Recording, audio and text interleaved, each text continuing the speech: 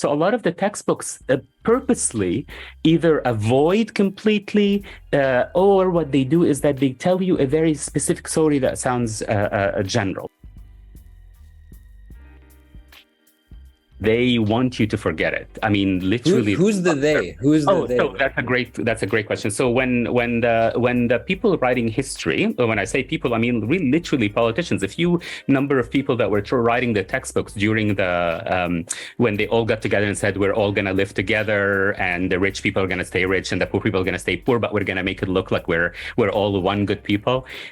Part of that structure is that you need to have a boogeyman that you actually do not you do not name. It is abstract, because the moment you actually start digging into it, you'll find out that boogeyman is made of a lot of people, including locals that were part of the imperial structure.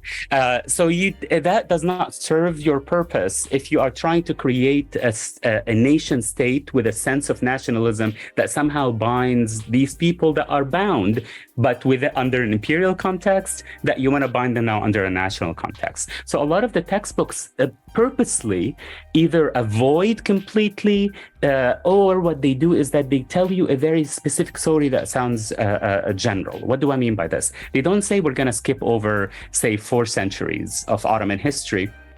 They say we're going to tell you vignettes from this place called Lebanon that has always existed and was under occupation, but the occupiers are terrible. Let's talk about very specific leaders that were Iktachis.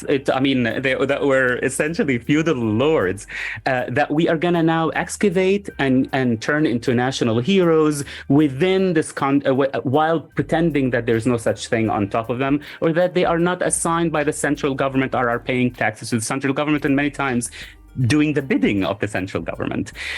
So that distorts history completely. And I understand that in some cases it's necessary, particularly in fragile new nation states that are trying to, including the United States, where we're trying to pretend certain things did not happen, certain things happened, and somehow we are a people because of these specific things, including these moments in time. Having Ottoman rule as part, not on top of Lebanon, but part of Lebanon, actually takes away from that mission. That project is understandable, but where it becomes a lot less understandable is after so many years, we're still talking in those specific things.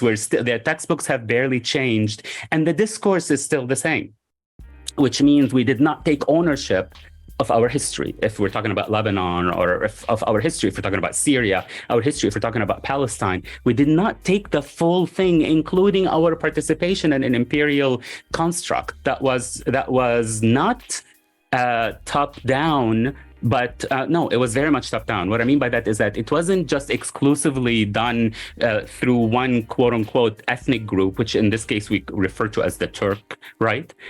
It was a collaboration. The collaboration sounds very kumbaya, my lord. That's not. It's very much the people on top were as mixed as the people at the bottom. And if we pretend otherwise, we're assigning false history to our own people and detaching ourselves from things that we actually can relate to, and more importantly, things that we can take ownership of.